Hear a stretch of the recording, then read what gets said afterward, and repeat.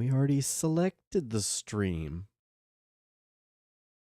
All right. It says excellent, excellent. Excellent.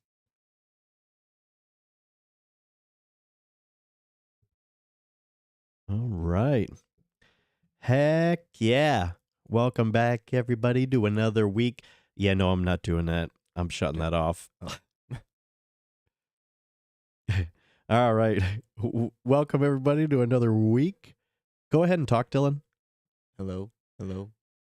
Oh, Testing, yeah. See, now I testing. can't hear you. I mean, Oh. it's still recording. It's still playing in. I But can hear myself. yeah, you can hear yourself because you're connected. That's why I got to get the other thing where it's got multiple microphone inputs. So, can you hear me? Yeah, I can hear both of us. You can hear both of us. Yep. Okay. Oh yeah, that's because we're both connected in there. All right, cool. Well, welcome back to week. I think this is actually week 5. Yeah, I I think so. forgot to change that, so it's actually week 5. We're a little bit late this week just because we had a busy week last week. We went camping. Yeah, that was fun. That was a lot of fun. Found out the woods is haunted. I was gonna bring that up too. The woods were really haunted. Very haunted. We went to Princess Place Preserve here in Palm Coast, Florida. And it was funny because how we found out that it was haunted. I think to me, like the first day that we were out there, we had Crypto, which is my dog. He's a 3 going on 4-year-old beagle. So I sort of stayed with him around the campfire anytime you guys would go off and play Manhunt, which is kind of just like a nighttime version of Tag for anybody that doesn't know.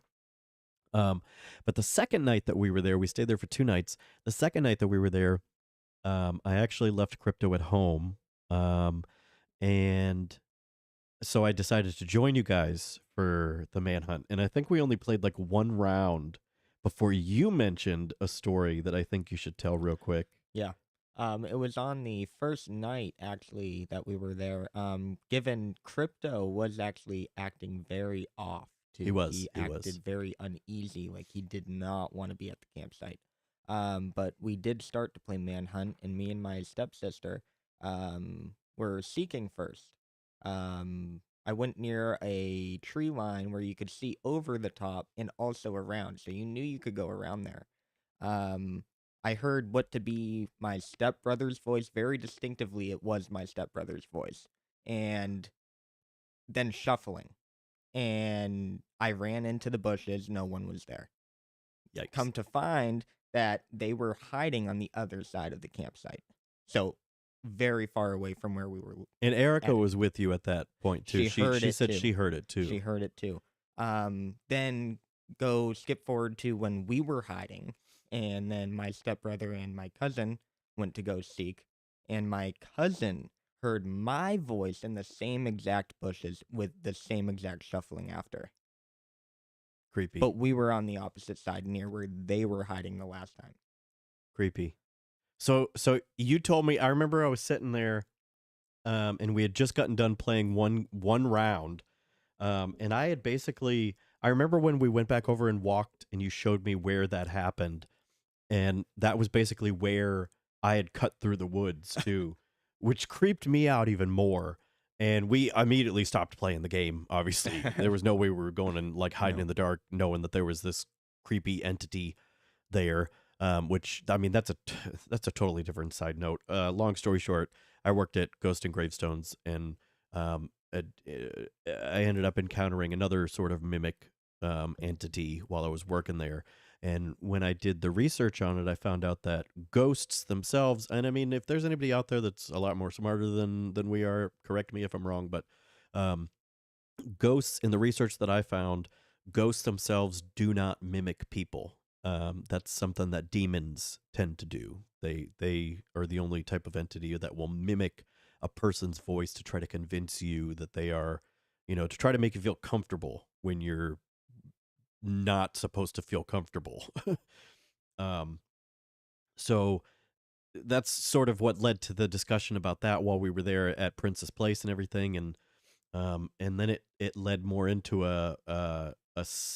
sort of a subtle paranormal investigation. Yeah. I'd say.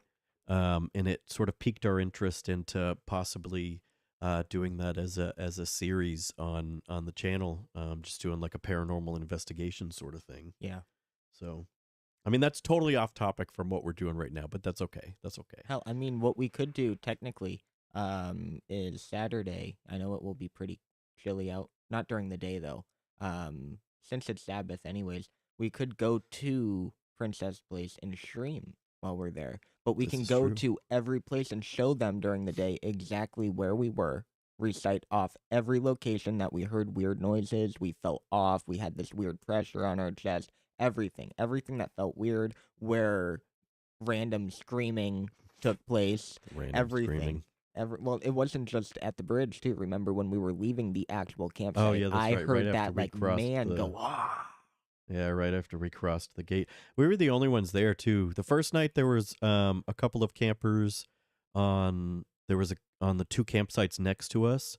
But then the second night that we were there, we were pretty much the only ones there. We walked through all the other campsites and there was nobody else there.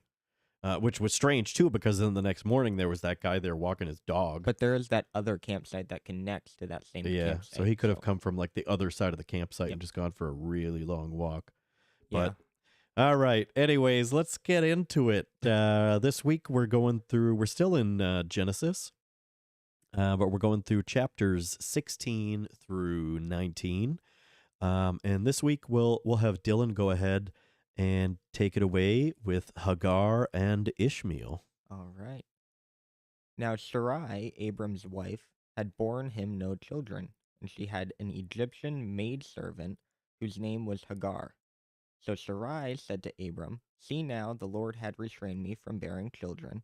Please go into my maid, perhaps I shall obtain children by her." And if Abram heeded the voice of Sarai, then Sarai, Abram's wife, took Hagar, her maid, the Egyptian, and gave her to her husband Abram to be his wife, after Abram had dwelt 10 years in the land of Canaan. So he went into Hagar, and she conceived, and when she saw that she had been conceived, her mistress became despised in her eyes. Then Sarai said to Abram, My wrong be upon you. I gave my maid into your embrace,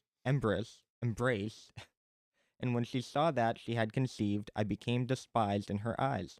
The Lord judge between you and me. So Abram said to Sarai, Indeed, your maid is in your hand. Do to her as you please. And when Sarai dealt harshly with her, she fled from her presence. Now the angel of the Lord found her by a spring of water in the wilderness, by the spring on the way to Shur. Shur, is that? I think so. And he said, Hagar, Sarai's maid, where have you come from, and where are you going? She said, I am fleeing from the presence of my mistress Sarai.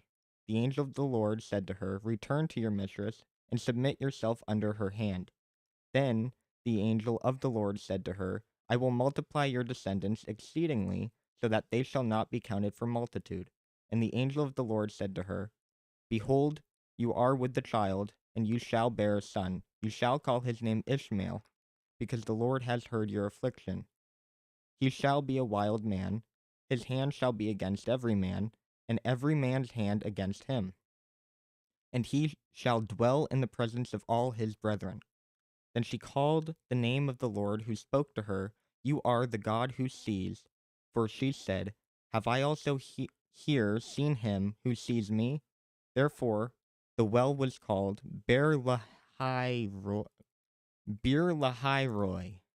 Lahai-roi? Beer-lahai-roi? Should we look that one up? Yeah, look that one up. All right, let me look that one up real quick. Beer-lahai-roi. I think that's how it's going to be pronounced. For some reason, it's over there. Okay, let's go. All right, so it's Beer.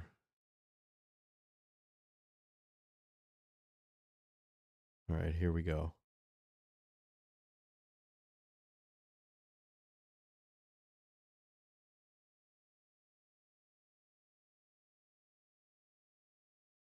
Oh, wait a minute. I've got the desktop audio muted. Bir Lahairoi. Okay, so I think the we'll have to fix that. We'll have to come back to that. I think the audience might have heard it, but I've got the audio for some reason. Yeah, we'll have to come back to that. Right. We've got technical difficulties for so now. I'm going to say Bir Lahairoi. I may be wrong. So back to the start of verse 14. Therefore the well was called Bir Lahairoi. Observe it is between Kadesh or Kadesh and Bered. So Hagar bore Abram a son, and Abram named his son, whom Hagar bore Ishmael. Abram was 86 years old when Hagar bore Ishmael to Abram. All right. So Bir Lahairoi. Yeah, I don't know why that's oh, you know what? Hang on. I know why. Again, I think the audience heard it because I saw the volume spike, so it's probably it showed up on the whatchamadingy, the stream. But let me see real quick. Let's try take 2. Bir Lahairoi. That was loud as crap. I didn't hear it. But I'm going to turn that down a lot. All right. So it was, I think it was like Bir Lahairoi. Lahairoi. Bir Lahairoi. Lahairoi. I didn't hear it. Bir Lahairoi. Bir Lahairoi. Bir Lahairoi. Okay. Bir Lahairoi. Yeah. Interesting. All right. So, moving on to chapter number 17, the sign of the covenant. When Abram, I'm jumping ahead. Spoiler alert. Anyways, when Abram was 99 years old, the Lord appeared to Abram and said to him, I am Almighty God. Walk before me and be blameless, and I will make my covenant between me and you, and will multiply you exceedingly. Then Abram fell on his face, and God talked with him, saying, As for me, behold, my covenant is with you, and you shall be a father of many nations. No longer shall your name be called Abram. Oh, here it is. But your name shall be called Abraham, for I have made you a father of many nations. I will make you exceedingly fruitful, and I will make nations of you, and kings shall come from you. And I will establish my covenant between, real quick, and then I'm going to go on. One thing that keeps throwing me off is the random capitalizations like halfway through a sentence. All right, anyways. And I will establish my covenant between me and you, there it is again, and your descendants after you in their generations, for an everlasting covenant, to be God to you and your descendants after you. Also, I give to you and your descendants after you the land in which you are a stranger. All the land of Canaan, I think we said it was. Yeah, Canaan. All the land of Canaan as an everlasting possession, and I will be their God. And God said to Abraham, As for you, you shall keep my covenant, you and your descendants after you throughout their generations. This is my covenant which you shall keep between me and you and your descendants after you. Every male child among you shall be circumcised, and you shall be circumcised in the flesh of your foreskins, and it shall be a sign of the covenant between me and you.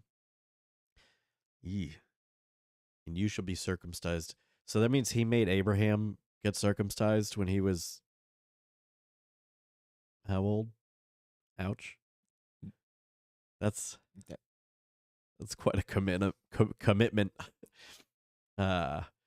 Yeah, between me and you. He who is 8 days old among you shall be circumcised, every male child in your generations. He who is born in your house or bought with money from any foreigner who is not your descendant. He who is born in your house and he who is bought with your money must be circumcised. And my covenant shall be in your flesh for an everlasting covenant. And the uncircumcised male child who is not circumcised in the flesh of his foreskin, that person shall be cut from his people. He has broken my covenant. Then God said to Abraham, As for Sarai, your wife, you shall not call her name Sarai, but Sarah shall be her name. Interesting. Interesting. That's where the name Sarah comes from. It's funny. I mean, not funny. I hate how I say that. I always say that even when things aren't funny, I'll be like, "Oh, it's funny," but it's interesting how even like Sarai, and Sarah, like they're already so similar to like how Abram became Abraham. You know? Yeah. It's kind of cool how these names came into fruition, came into being. And I will bless her, and also give you a son by her. Then I will bless her, and she shall be a mother of nations. Kings of peoples shall be from her. Then Abraham fell on his face and laughed, and said in his heart, Shall the child be born to a man who is 100 years old? And shall Sarah, who is 90 years old, bear a child? And Abraham said to God, Oh, that Ishmael might live before you. Then God said, No, Sarah, your wife, shall bear you a son, and you shall call his name Isaac. I will establish my covenant with him for an everlasting covenant, and with his descendants after him. And as for Ishmael, I have heard you. Behold, I have blessed him, and will make him fruitful, and will multiply him exceedingly. He shall beget 12 princes, and I will make him a great nation. But my covenant I will establish with Isaac, whom Sarah shall bear to you at this set time next year. Then he finished talking with him, and God went up from Abraham.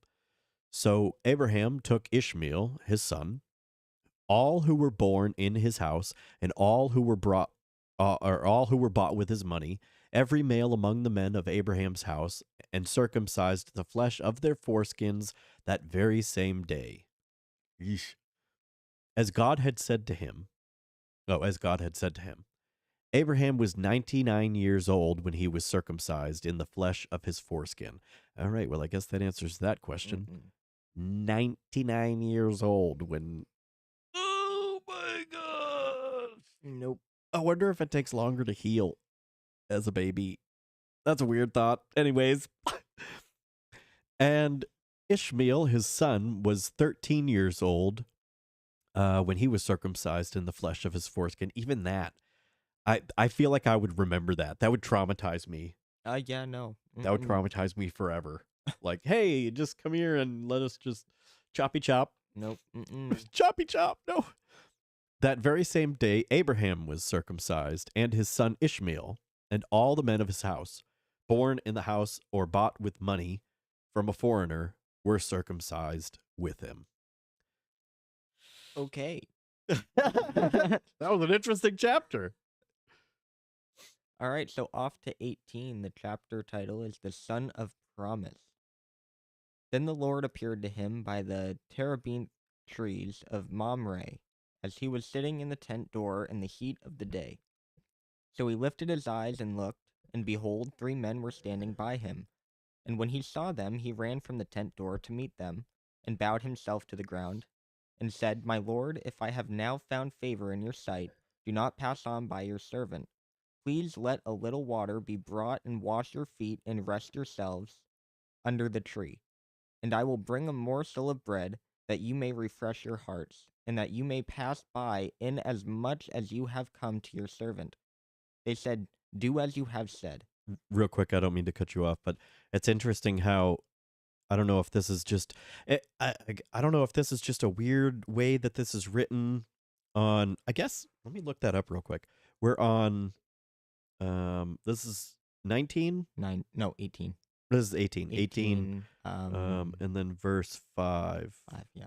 Because some of the, like we were talking about, some of the capitalizations, the random, excuse me, the random capitalizations in the middle, and then right there when it gets to inasmuch as you have come, inasmuch as you have come to your servant. Did you notice how inasmuch is just one word? Yeah. Let me check as well inside this Bible. I'm gonna check this one real quick because this one that I've got is the same copy that we're reading. And then I know yours is the King James version. So 18.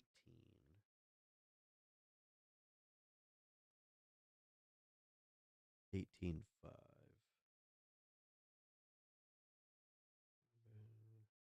Yeah, even in this, it's inasmuch. Inasmuch, I've never seen that. Inasmuch is written as one word. Mine doesn't even say inasmuch. Huh. Mine says, "And I will fetch a morsel of bread, and comfort ye your hearts, and after that ye shall pass on, for therefore are ye come to your servant." Huh.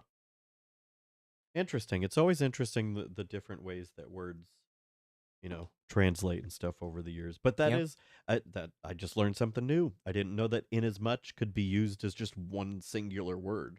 Well, yeah, I don't see how. I know nowadays it would be 3 different words, but yeah, I feel like it's so lose fast points. that it makes sense though. Inasmuch, inasmuch, yeah, it's pretty. It does make sense. I don't know. I feel like that'd be. I wish I was in school now still when we were doing this. Could you imagine like putting that in an actual like graded paper and seeing if the teacher would be like, you're excuse wrong. me, that's wrong. And then we could fact check her. He'd be like, according to the Bible, you're wrong. You're wrong. Okay, sorry. Anyways, so we're back to Verse 6. Yeah. So Abraham hurried into the tent to Sarah and said, "Quickly make ready 3 measures of fine meal, knead it, and make cakes." And Abraham ran to the herd, took a tender and good calf, gave it to a young man, and he hastened to prepare it. So he took butter and milk and the calf which he had prepared, and set it before them, and he stood by them under the tree as they ate. Then they said to him, "Where is Sarah your wife?" So he said, "Here in the tent." And he said, "I will certainly return to you according to the time of life, and behold, Sarah your wife shall have a son." Sarah was listening in the tent door which was behind him. Now Abraham and Sarah were old, well advanced in age, and Sarah had passed the age of childbearing. Therefore Sarah laughed within herself, saying, "After I have grown old, shall I have pleasure, my Lord being old also?" And the Lord said to Abraham, "Why did Sarah laugh, saying, Shall I surely bear a child since I am old? Is anything too hard for the Lord? At the appointment time I will return to you according to the time of life, and Sarah shall have a son." But Sarah denied it, saying, "I did not laugh," for she was afraid. And he said, "No, but you did laugh." Now, there's another one of those just random verse titles. Abraham intercedes for Sodom. Then the men rose from there and looked toward Sodom. And Abraham went with them to send them on the way. And the Lord said, "Shall I hide from Abraham? What am I doing? Since Abraham shall surely become a great and mighty nation, and all the nations of the earth shall be blessed in him.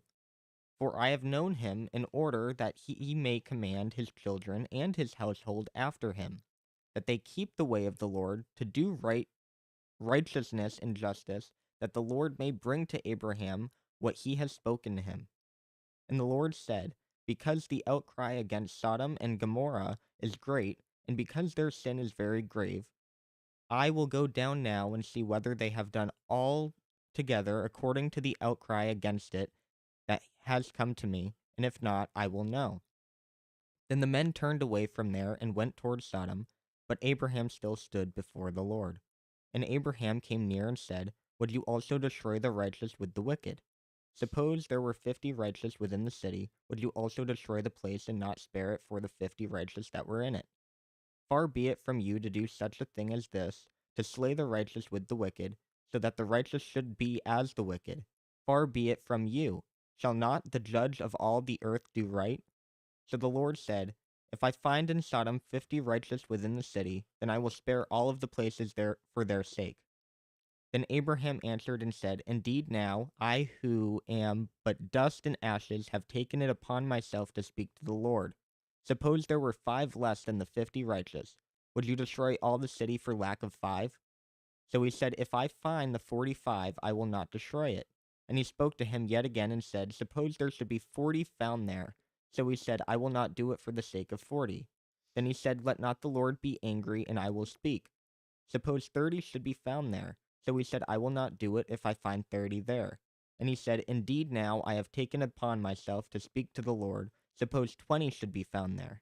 He said, I will not destroy it for the sake of 20. Then he said, Let not the Lord be angry, and I will speak. But once more, suppose 10 should be found there. And he said, I will not destroy it for the sake of 10. So the Lord went his way as soon as he had finished speaking with Abraham, and Abraham returned to his place. Interesting. That just shows the love that God has for his people. Yeah. That even if, let's say, there was one righteous, he wouldn't destroy even any of the wicked for that one righteous. And it's interesting too that I don't know what I'm trying to say here. Like he was to the point where he was going to destroy that entire nation and that entire nation of people. And then Abraham basically pleaded with him like multiple times, like, but Lord, like what if there's 50 men that are still righteous with good hearts? And the Lord was like, okay, well, fine. I won't do it if you can find 50 men. And then it gradually went down and down and down and down and down. Yeah. I think Abraham was trying to see how if God would destroy, like what type of person, or not person, but being was God. No, that's a good point. Like, what was his mindset? Like, does he care for his creations? Was probably what Abraham was thinking. Like, do you care about me? Yeah. No, that makes sense. All right. I wish this wasn't on there. I don't know why that's on there. That's kind of weird, but it's okay. We'll figure that out. We're learning. We're going to try. Okay, so now we're moving on to the last chapter for this week, which is called Sodom's Depravity, chapter number 19. Now the 2 angels came to Sodom in the evening, and Lot was sitting in the gate. Lot was sitting in the gate of Sodom. When Lot saw them, he rose to meet them, and he bowed himself with his face toward the ground. And he said, Hear now, my lords, please turn into your servant's house and spend the night and wash your feet. Then you may rise early and go on your way. And they said, No, but we will spend the night in the open square. But he insisted strongly, so they turned into him and entered his house. Then he made them a feast and baked unleavened bread, and they ate. I think I had looked that up before. I was curious what unleavened bread was, but I totally forget what it was, so I'm going to have to look that up again. Not right now, though. We'll look that up again at another time. So they ate. From what I understand, too, real quick, I've seen some videos talking about how the like bread in these times was literally like a meal in itself. Like because of some of the stuff that was in it. Like they wouldn't just bake, like, I mean, sure, there was just like your traditional loaves of bread and stuff, but I mean, some of the stuff that they would put inside of like the bread and stuff, it was almost like a meal. Because it obviously, at the same time, didn't have all the preservatives and crap that we have in it today. Yeah, like you could probably put peas, carrots, stuff like that in there. Meatloaf. Man, I wish we could try some of these old biblical. Maybe we can search it up. Maybe they do actually have recipes, but maybe it's not factual. Maybe there's no way we can tell. Yeah, I don't know how nowadays you would get around all the. I don't think. Just all the crap that's in food nowadays. Yeah, you know? But even if you grow your own stuff. Yeah, I mean, even that's Oh man, that's a whole nother subject that we could get into on another podcast. But yeah, I mean, even when it comes down to like the seeds and stuff that farmers have, yeah, chemicals, they're sold specifically from like specific companies that run like it all, and yeah, they put chemicals and stuff in them too. Yeah, it's not crazy. Good. But all right, we could totally talk about it. We could. That's a rabbit hole right there. Long conversation. Yeah, that's a deep rabbit hole. Yep. But yeah, we'll do that on another podcast. Totally. Especially now that we have these mics, these sound really good. Very good. I like them. All right. Now, before they lay down, the men of the city, the men of Sodom, both old and young, all the people from every quarter surrounded the house. And they called to Lot and said to him, "Where are the men who came to you tonight? Bring them out to us, that we may know them carnally." Carnally? Carnally. I think that's like a fancy way to get to know someone. Google that real quick. Carnally. And I want to see if I'm correct. I think that's a fancy way of saying no. No? Oh, bring them to bed? Like intimately. Yeah. Yeah, know them carnally means to have sexual intercourse. Yep. Yeah. Oh, no. Whoa. To have sexual intercourse with a man to man, specifically homosexual. Oh, okay. So this is where I did know that there was this. I don't think it's throughout a lot in the Bible, but I did know that we were going to come across this at some point. Yeah. But that's a bridge that we're just going to have to cross real quick. Yep. So all right, so now we know. They called to Lot and said to him, "Where are the men who came to you tonight? Bring them out to us, so that we may know them carnally." All right. So Lot went out to them through the doorway, shut the door behind him, and said, "Please, my brethren, do not do so wickedly. See now, I have 2 daughters who have not known." This is the part that I wrote notes on, and I will talk about that in a second. But anyways, "Please, my brethren, do not do so wickedly. See now, I have 2 daughters who have not known a man. Please, let me bring them out to you, and you may do to them as you wish. Only do nothing to these men, since this is the reason they have come under the shadow of my roof."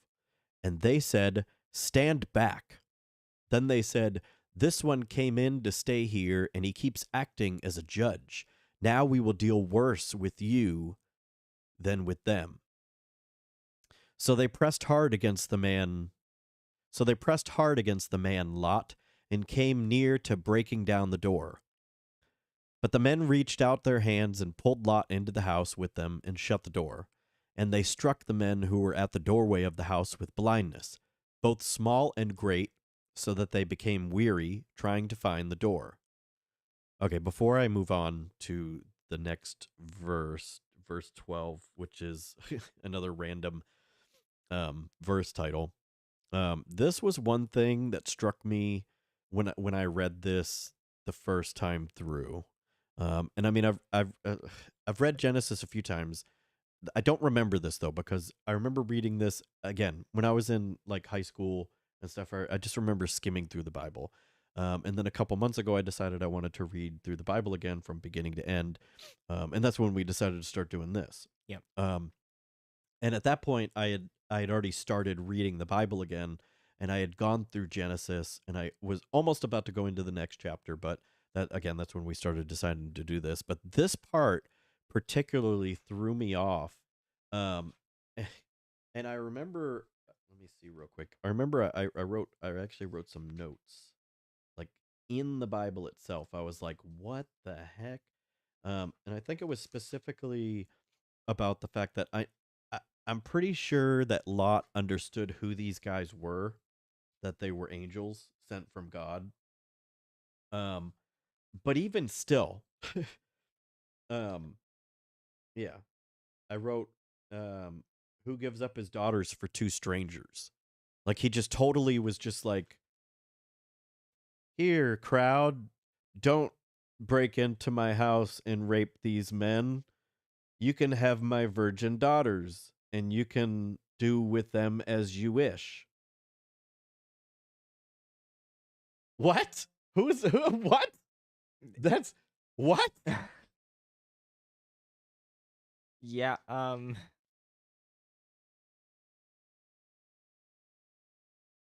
yeah, I don't know what to say about that. That one just kind of threw me off. That one just not threw me off. It kind of took me off guard the first time I wrote it. Or wrote it. The first time I wrote the Bible. The first time I read it. It was just he just met these guys. And how does he, I don't know. I guess that's where faith comes in, but at the same time, if there was a crowd of people standing outside my house trying to beat down the door, and they're like, "Give us those two guys so we can rape them," and I had two daughters in the house, my first thought wouldn't immediately be, "Hold on, don't rape these men, have my daughters." Like, wouldn't you try to bargain with them a little bit more, like with other things? Like, how is his first mindset to go to, I'll just give them my daughters? No idea. Doesn't make sense. I mean, I don't know. Maybe somebody can fill us in and educate us more on that. But, all right, verse 12. Sodom and Gomorrah destroyed. Gomorrah. Isn't that the name of the green chick from Guardians of the Galaxy? I think so, yeah. Gomorrah. Yeah, it is. It is. That's interesting. All right. Then the men said to Lot, "Have you anyone else here? Son-in-law, your sons, your daughters, and whomever you have in the city, take them out of this place, for we will destroy this place, because the outcry against them has grown great before the face of the Lord, and the Lord has sent us to destroy it."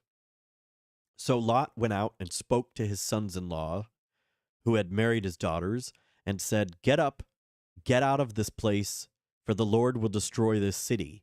But to his sons-in-law he seemed to be joking. When the morning dawned, the angels urged Lot to hurry, saying, "Arise, take your wife and your two daughters who are here, lest you be consumed in the punishment of the city."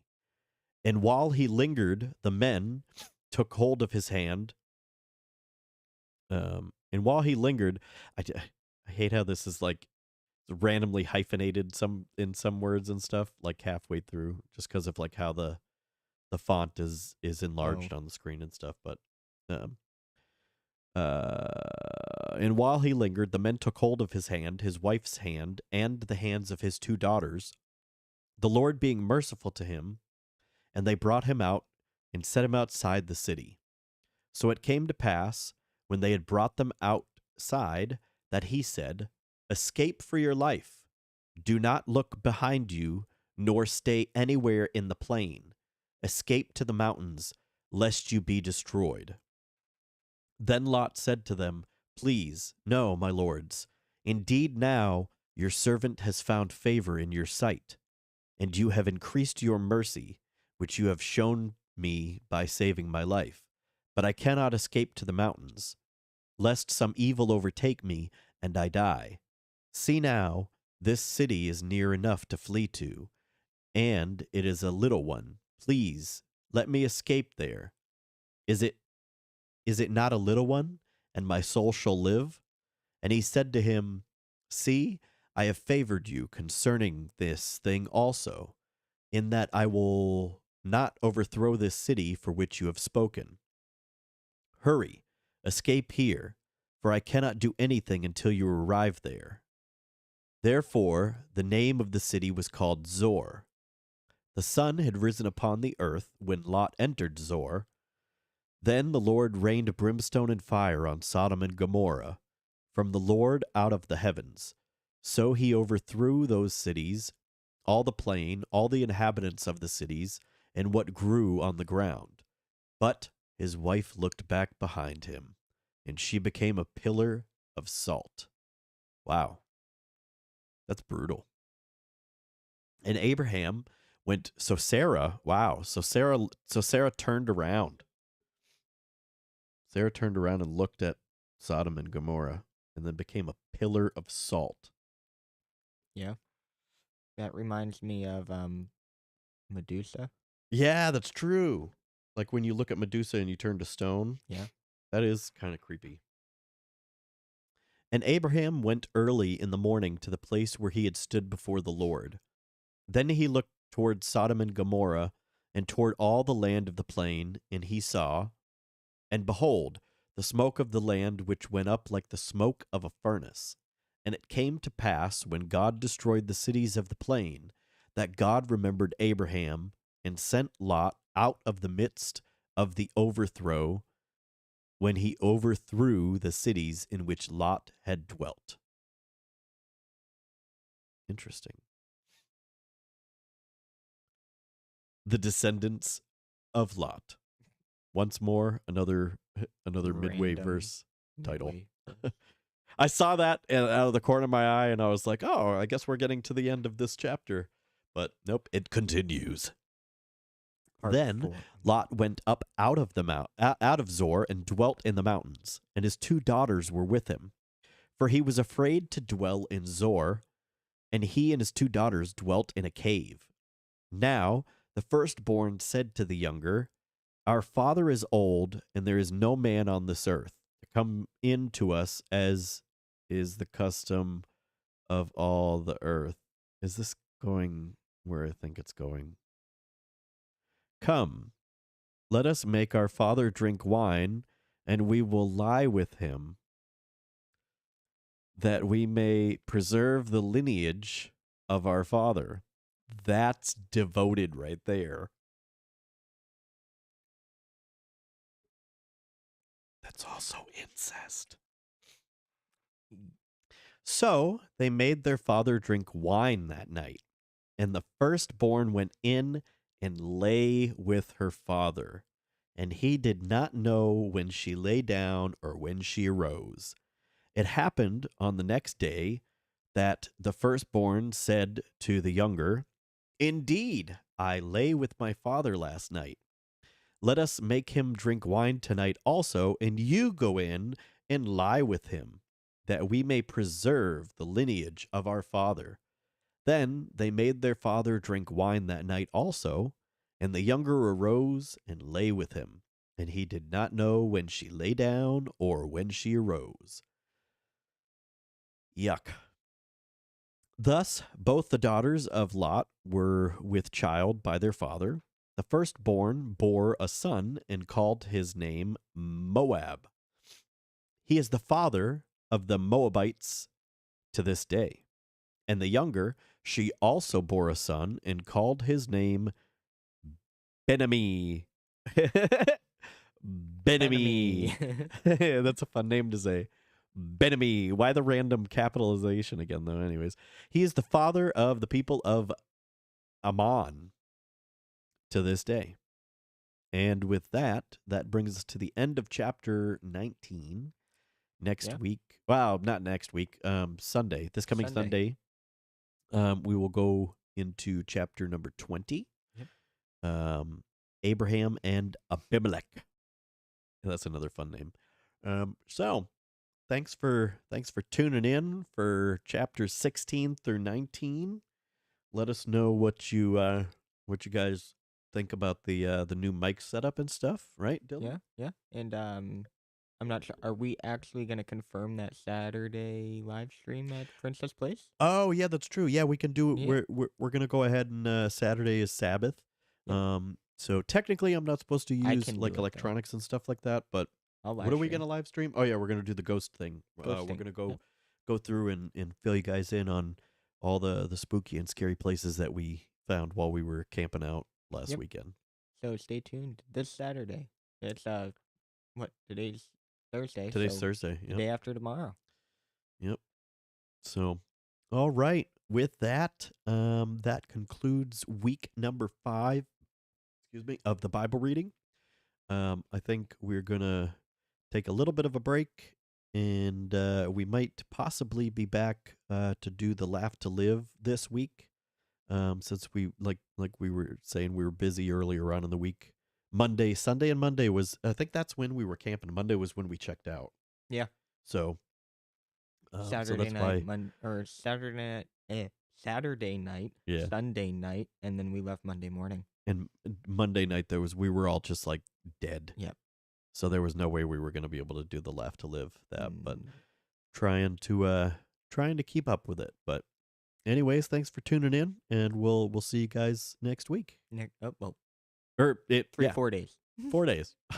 We'll see you soon. 2 days for the other live stream. Yeah.